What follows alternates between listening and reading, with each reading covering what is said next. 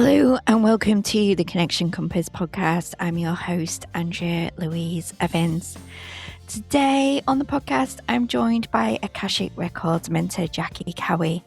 Jackie shares her deeply personal journey from building a thriving healthcare business while silently battling burnout to discovering a new way of living and leading through stillness, self-trust, and Akashic guidance.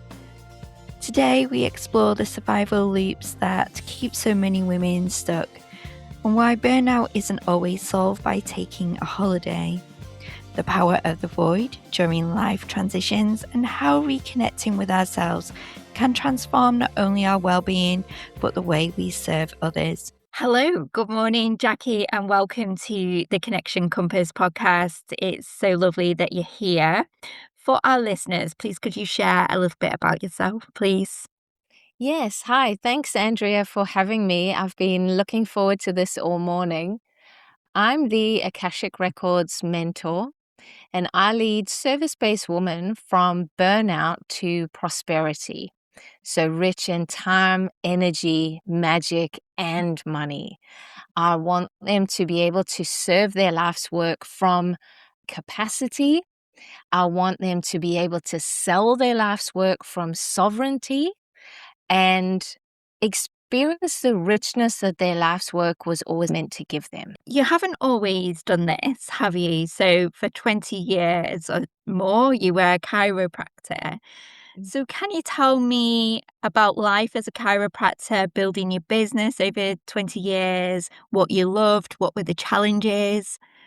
Yeah, I started as an associate chiropractor, so I worked for somebody else at the time, and it was brutal. We were working 15-minute appointments back to back. We had no breaks except for lunch.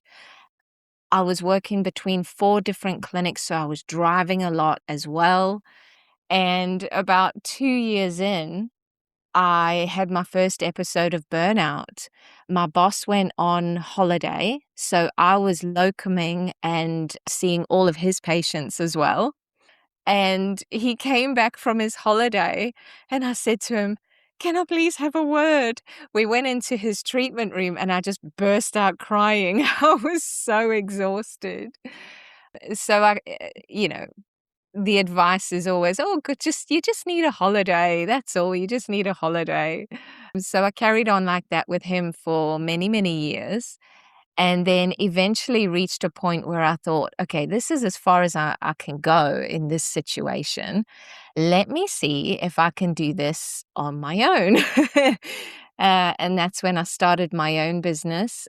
I first started just renting a room from somebody, then rented my own building. And my dream was always to have this multidisciplinary clinic with multiple therapists under one roof that were all focused around the patient. So I built that. It was gorgeous. We rented that building, and then we moved into a building that we bought.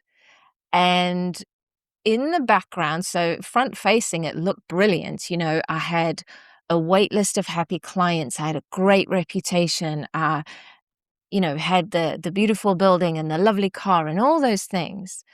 But behind the scenes, I was so tired. I battled burnout that entire time, and I tried so many different things over the years to try and feel the fulfillment and the energy of my life's work. But it really just felt like it was taking from me all the time. I felt like I had to choose between my work and my family, or, my own health and the clinic. And I always felt like I was up against this choice where I was always last on the list. Yeah. So it was successful. I was popular and busy, but beneath that there were survival loops that made it very tiring for me. It cost me a lot to get that success. Could I ask you about unraveling all that? What kind of happened? What were your thoughts? What were your feelings? having to come out of that? Was there a part that there was a breaking point? I mean, over the years, I tried all the standard things. I thought if I organize my house better, then I'll have more energy. If I strategize in my business a little bit better, so if I automate more, if I get more staff and I delegate, maybe I need to condense my days and tweak my hours. So I did all of that. Then I thought, well, it must be a me problem. I must need to optimize my health. Maybe I'm not eating properly. Maybe I'm not sleeping properly. So I started to do all of that. And it worked, like they all worked, but it never gave me that, oh, this is how it's supposed to feel kind of sensation. It didn't give me that satisfaction that I was looking for. And it all came to a head when eventually I was so tired that my hair started falling out. I was so emotionally all over the place. It started to become a daily thing. Whether people were nice to me or things went wrong, I was crying. Just emotion was just coming out my eyes all the time. And I remember standing in the clinic, nobody was there. I stood in my treatment room and I remember looking at it and just admitting to myself, this isn't what I want for myself anymore.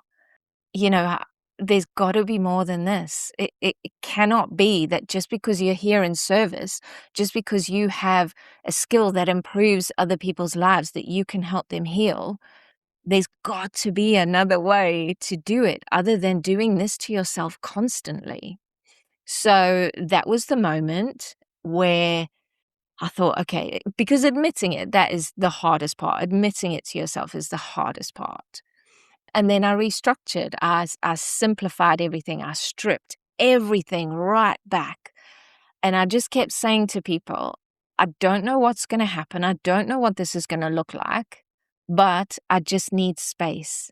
I just felt like I was suffocated. I was so overwhelmed. I couldn't think straight. So I needed to give myself some space. And I just stripped everything that wasn't essential back. I started looking at what was important to me, what were the bits that I liked, what were the bits that I didn't like, how could I do less of those and more of the other.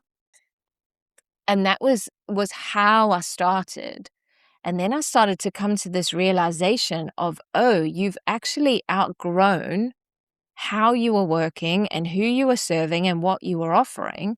Because at this point, I'm now 20 years in, but I'm still behaving like a newbie, Wow. still operating like a newbie.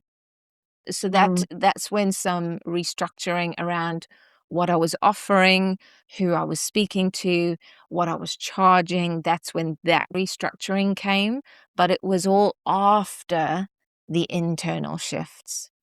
It's a big realization, that isn't it? From that point, did things start to get better, or was there more to it? Was there a little bit more complexity to that? Yeah, it went in stages. It definitely went in stages. So when I got myself settled in this new structure, I thought I had hit the jackpot. I was working fewer hours. I was working fewer days. I was seeing fewer people. I was still making the same money. And I had all this free time. So I was exercising in the middle of the day. I was doing hour-long yoga sessions, whereas before I was trying to fit 10 minutes of yoga in while the dinner was cooking or something like that. I had an hour to do my own yoga. I was meeting friends in the middle of the week for coffee. And I absolutely thought I had hit the jackpot. I couldn't believe that it felt this good. And then I started diving deeper into my own personal development. And this is when I really started to uncover those survival loops, why I was giving so much to people, why I felt like I had to support them no matter what, why I believed I had to put them before myself, why I believed my only value was in what I could do for other people.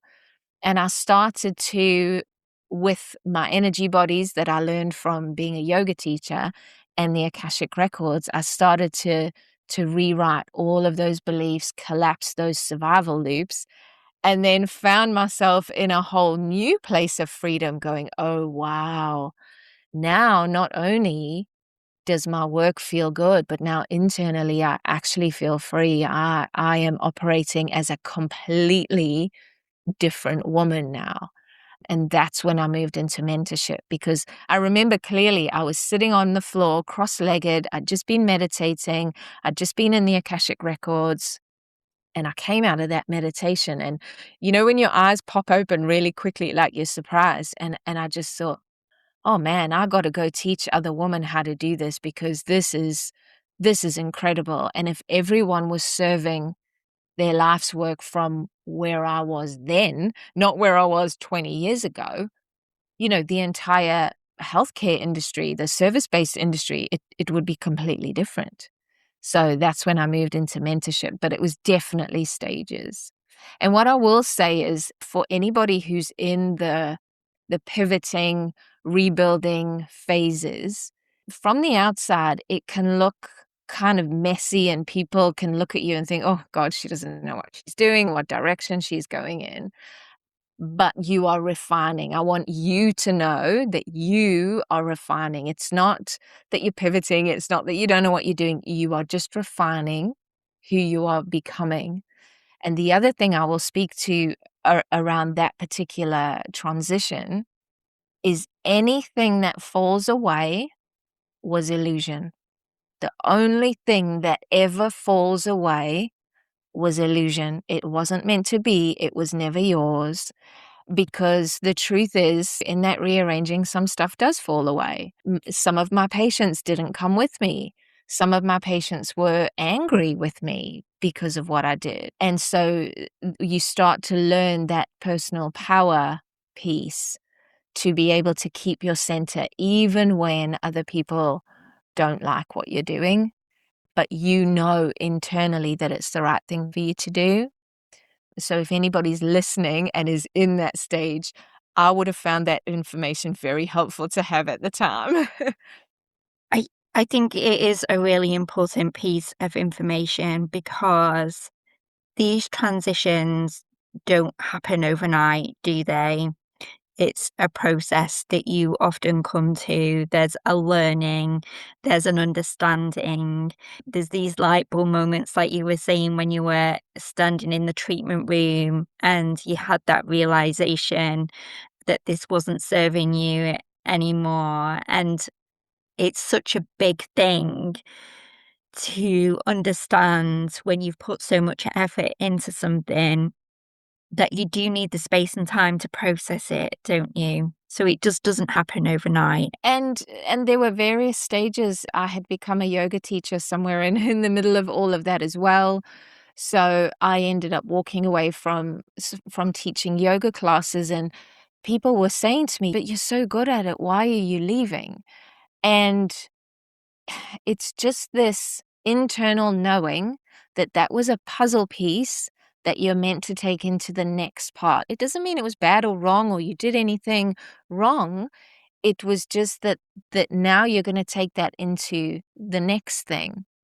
And I think people can get caught up on particularly things they see on social media and the internet of, they just popped into alignment and everything fell into place. But there is this Mm. period of rearranging where the old is falling away, and sometimes there's a big gap before the new arrives, and you're in this no man's land of like, I don't see what I thought I would see yet.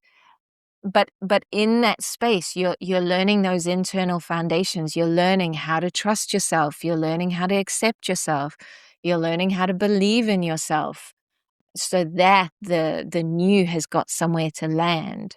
So yeah, I think, at times I fell into the trap of thinking, oh, I just need to be more in alignment and it'll all, magically happen overnight. But it is a process, and sometimes it does take time. And I think, it's realistic for those of us who have been through it and will go through it again, I'm sure, to actually say out loud, yeah, it is a process. In this process, does stillness play a big part? Oh, how interesting.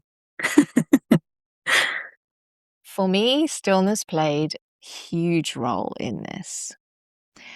So I remember I had been rewriting all sorts of beliefs. So I found a way to find where those hidden subconscious limiting beliefs are. Because if you don't know where they are, how are you supposed to rewrite them? We're always told awareness is 90% of the job. So I managed to find a method that showed me exactly where they were. And then obviously I had the Akashic Records, so I could go in and ask, okay, what is this about? So that was brilliant. And I'd been doing that for some time. I was discovering and rewriting all sorts of amazing things. And I got to this junction where I didn't know where else to go. I didn't know what else to do. And I got really frustrated. And it was those shaking your fists at the sky moment going, I've done everything you asked me to do. I don't know where to go next. And I got my journal out and I started writing. But it was really heavy. It was angry. It was, penetrating the page kind of writing. Mm. And I just did that until I felt the energy moving through and then intuitively understood, oh, I'm in the void. That's where I am. So once I had my little tantrum and realized that I was in the void and this was my invitation to go deeper. It was my invitation to go super, super still, super, super quiet. And it took me a while. So when I tried to get still and when I tried to get quiet, I could hear my mentor's voice. I could hear my mother's voice. I could hear that influencer on Instagram's voice. I could hear every person's voice except my own. And I had to sit and sit, become more still until I could hear my own voice. And the most incredible thing happened. It was about I'm going to say about a 6-week spell that I spent in the void. And for people who haven't experienced it, it's just kind of this space where it feels like all of your outside support just disappears, like any signs and synchronicities, the little miracles, the intuitive hits, your guides, whoever you work with, it just feels like it gets really quiet and you're left alone. If that happens to you, know it's an invitation for you to go deeper in. And I didn't know what I was going to do in the void in that 6 weeks, but I ended up rewriting my relationship with money. That's what I was doing in there. I didn't know it at the time, but I was actually scared of money. My body was scared of money. So over those 6 weeks, me and money just completely cleaned up our relationship. But it took a tantrum. It took a whole lot of stillness for me to get to that place to be able to go, oh, this is where we're going next. So yes, stillness has played a massive role in my journey. When you came to meet the stillness, did you experience some resistance, would you say? I know you said it took practice, but did you experience some resistance? Yeah, absolutely. Because I am a doer, I am a high achiever, I am a resourceful woman. My go-to is was always to overwork, to rush to fix it, to overgive. I must need to learn something more. I must have done something wrong. I must need to make a course correction. So my instinct was historically always to do something.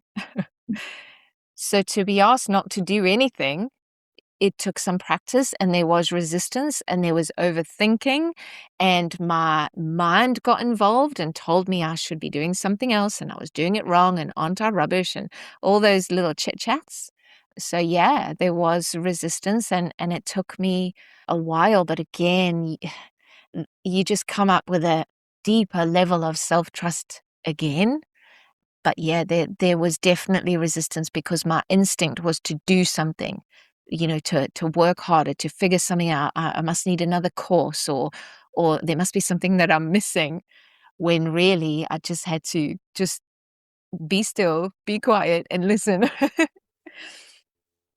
And when you started to leave the void, was it like just another light bulb moment? Was it like, oh, it's right, it's time to leave now? Or did you just intuitively start to bring the new in?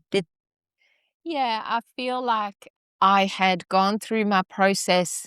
You know, all of us have got a method that we use. I had gone through that method and that process in that time, and then just naturally came out the other side, and then just naturally started, getting those intuitive hits again. And yeah, it's I don't want to say it's like you've gone from one reality to another or one dimension to another.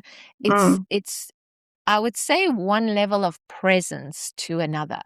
When I came back into my normal daily life, mm, I realized that I maybe wasn't fully present because part of me had been in the void and going so deep. It's almost like somebody had to hold my shoelaces so that I could come back.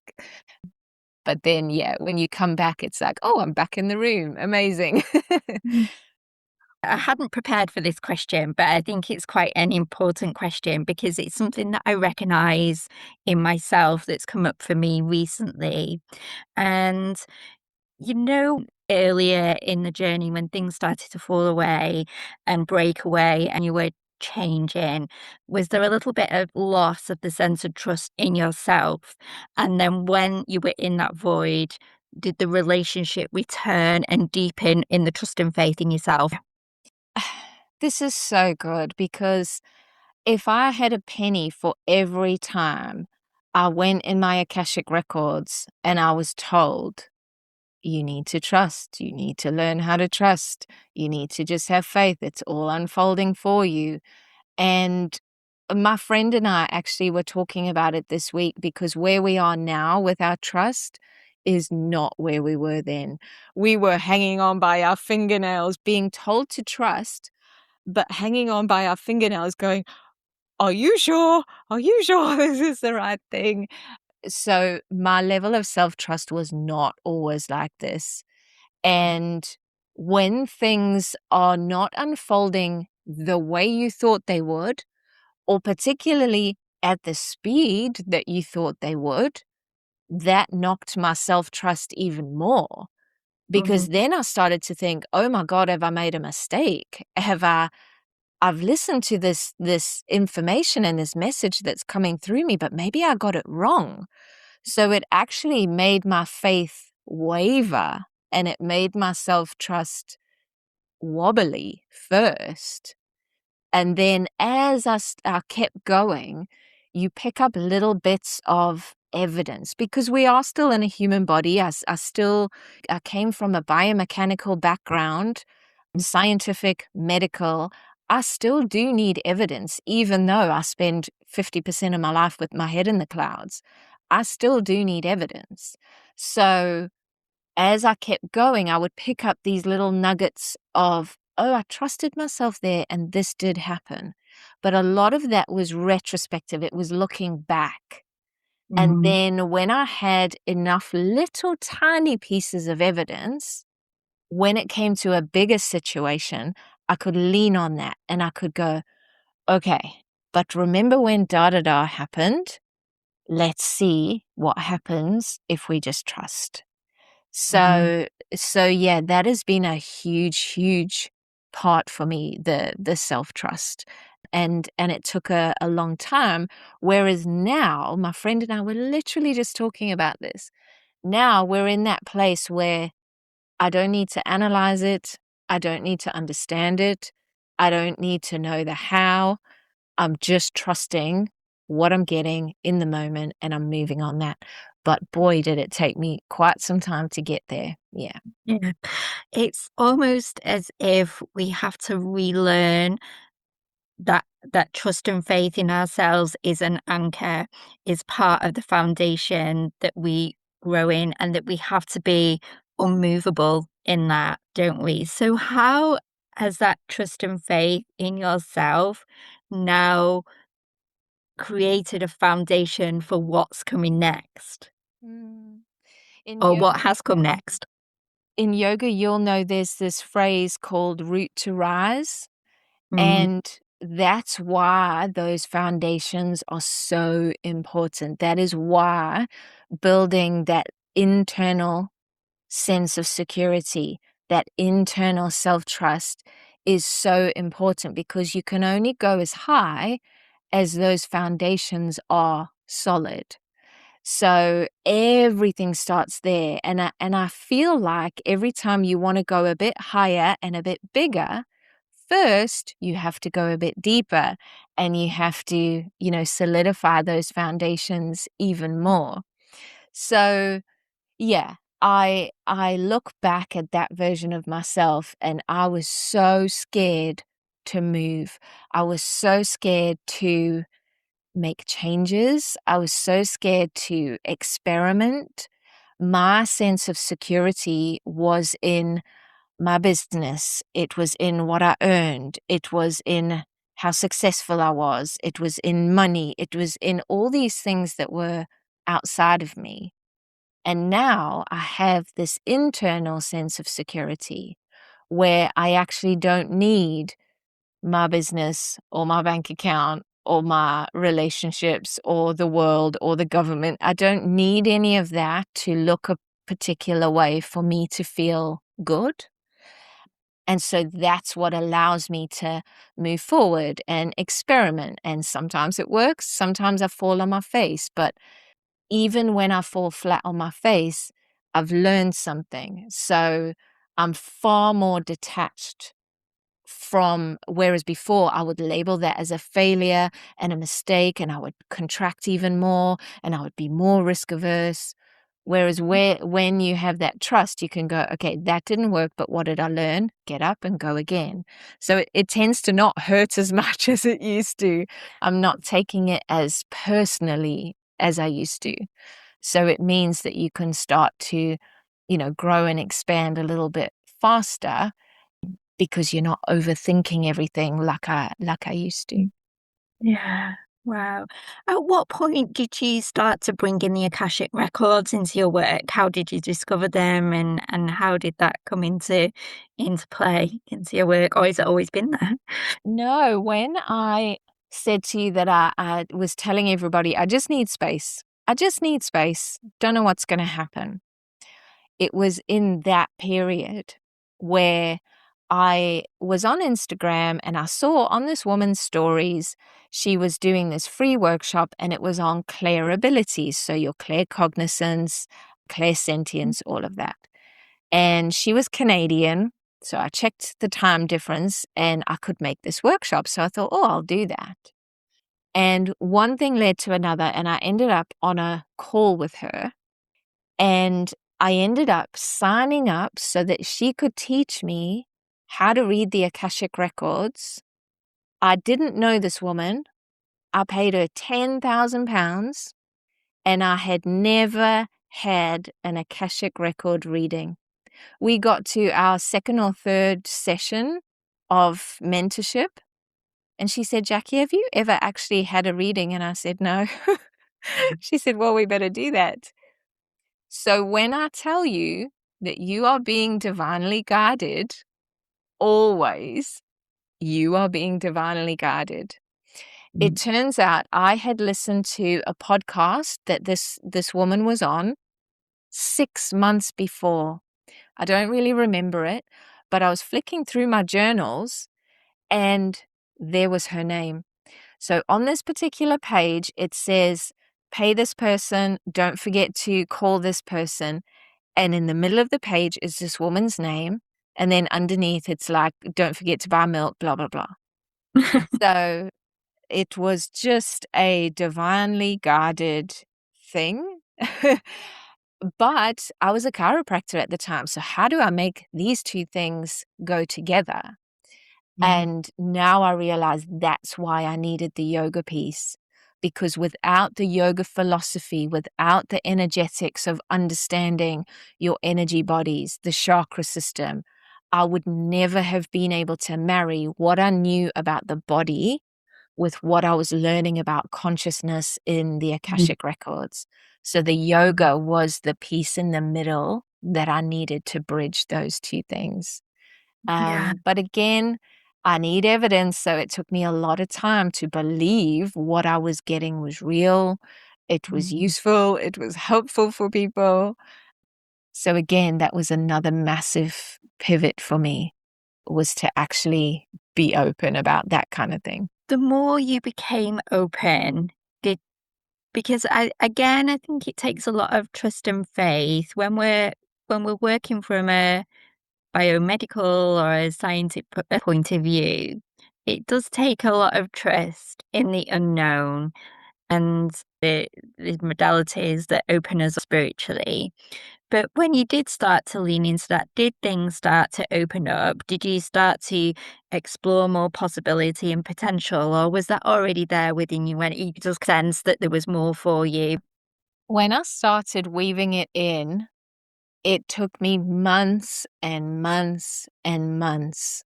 I would practice internally what I was getting, first to prove to myself that it was useful and it was accurate. And I would ask in the Akashic Records, how am I supposed to integrate this? People are coming to me for back pain. How am I supposed to integrate this? And obviously not everybody was going to be open to it. So I was very selective, and then I was very honest about going, okay, this is a separate thing, but if you're open to it, can we do this? And in the end, I was resistant for so many months. I held myself back for a long, long time. And eventually, in the Akashic Records, they said, look, Jackie, just do this step by step by step. You know, they told me exactly what to do. And I just heard, you are going to have to give yourself evidence. You are going to have to just show yourself how this works. So I picked somebody that I knew really well and I knew would be open, and I just did it like that a few times until I thought, oh, okay, this is quite a thing. And I remember this one lady, sciatica for me as a chiropractor was just a daily thing. I would see people with sciatica every single day. And I remember this one lady, and she literally got off the bed and went, yeah, I'm fine. And I thought, wow, all this time I've been spending weeks and months with people and I could have been doing this. So yeah, that was kind of a moment where I thought, okay, I'm onto something here. But yeah, took a long time again. And But I do now, believe people like us are bridges. In fact, I believe our yeah, entire generation is a bridge. And I meet so many people who are interested in spirituality, consciousness, alternative therapies, that kind of thing. But they actually work in research, biomedical stuff, hospitals, so I do believe that moving into the future, it is going to be people like us who take the best of both worlds and bring them forward into one world. So we're bridging. You and I can talk medical. I can fit into the medical science side. I know that language. I can speak that language, but I can also speak the spiritual language. And so I think people like us are bridging that because we can understand both worlds. We can see the benefits of both worlds. We can speak both languages. And I think in the future, we bring those both together so that we can have the best of both. it's an eclipse of both worlds, isn't it? The emerging of the two worlds. So now you've moved into mentorship. How has that evolved again? Was there a really significant moment that brought you into that? Well, again, I had that moment where I realized that I needed to share this with other, particularly service-based women because when I looked around me, every single service-based woman I knew had the same survival loops that I did. You could see the pattern as clear as day, and I thought, okay, I need to somehow get out and share this. So Mhm. I ended up going into mentorship. But again, I held on to my old job while I was doing that, while I was building that. And again, I held on to it probably for too long, because on the day that I left, I had no internet, no heating, no electricity. The universe was definitely saying, Jackie, get out of here and do not come back. So I probably hung on a little bit longer than I had to. But again, it's hard. Like, when you know this is where you're supposed to be going, but your human is clinging on, going, but I don't know how this is going to work out. Mhm. And then moved into the mentorship side, which is amazing. It's just being able to bring all of the skills, all of the talents, all the experience that you have gained across, this lifetime, other lifetimes, and being able to share that, and being able to help people and say, okay, when I was at that part, this really helped me. That was a dead end. Because we all want the people in front of us to do better than we did and get there faster than we did. So yeah, I think it's just such a blessing. I always knew that I would go into teaching, because my best lecturers when I was at uni were always the ones who could tell stories. So I Mhm. remember saying to myself, even then, at the end of my career, when I've got enough stories, I'm going to come back and teach. But I thought I was going to go back into uni and teach, anatomy and physiology. So I'm just teaching in a different capacity. But some part of me knew that this would always happen. Yeah. And how is this work benefiting other what's the biggest changes that you've seen in people as you're mentoring them and you're bringing all these different elements into play? Yeah. One of the hardest things for me was to, they say online to niche down and to pick one thing, and I found that really difficult. In human design, I'm a manifesting generator, multi-passionate, multi-dimensional, and you're telling me to pick one thing. But I think for me, burnout is that one through line, because I've had so much experience with it. I've had experience with other things as well. I used to have Mm. PTSD, crippling self-doubt. I've had all the big survival loops, the money one, but burnout is so close to my heart, and it gives me an opportunity to really address all the other survival loops as well as. So so watching women come back to themselves, watching them realize that they're allowed to give to themselves, they're allowed to love themselves, they're allowed to treat and pamper themselves. That for me is gorgeous. The other one is when a woman comes back into her power, where she's not doubting herself, she's not hesitating, she's not second guessing and asking other people if it's okay and looking for that reassurance. When she fully steps into her own power and owns, who she is and what she can do and why she's here, watching that transformation is just Mhm. beautiful. Beautiful. So you've really took us through the journey really with this, and it's amazing to see how it's unfolded and it's all come together.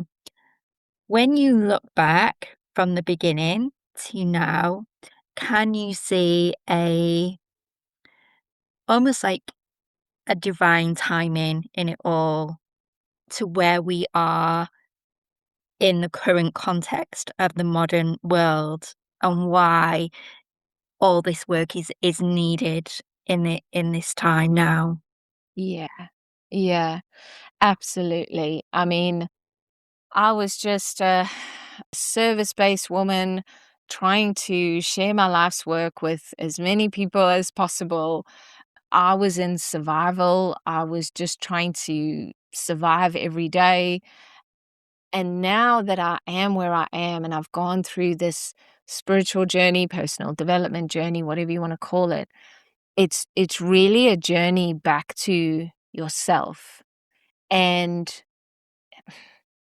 I see so many people that are still under the prison of these survival loops. They're still, living in fear, making decisions from that place, still pouring their heart and soul into their work and not really receiving anything back, still waiting for governments, the world to say it's okay for them to live their life.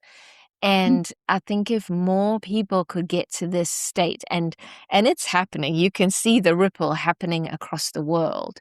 The more people that get to this state where they are in their sovereign power, they are not under the spell of fear anymore. They're looking at the world around going, this planet is gorgeous. What are we doing? Please, can we stop these horrendous practices? And more people are going to start standing up for what's right. But to do that first, you can't be operating in fear. You can't be operating in self-doubt. And I think that's why so many of us have gone up ahead as way showers to meet these energies that are sweeping the planet, to go through these journeys ourselves so that we can help the people coming behind us. But it's no mistake that we are going through as humans a huge evolution, and the earth is about to go through a huge evolutionary leap. And it is just my honor and privilege, even through those times of sitting on the floor, crying my eyes out in the void, going, I don't know what to do next. I am still so privileged, or I could get emotional, still so honored and privileged that I am here right now, able to share anything to help even one single human being through this evolution, through this transition, to get to the Eden that this place was always supposed to be. If I can, I mean, I'm not naive enough to think it'll happen in my lifetime, but if I can contribute in any tiny way to making sure that is the direction of travel for the people coming behind me, then it is an honor and a privilege to be here right now.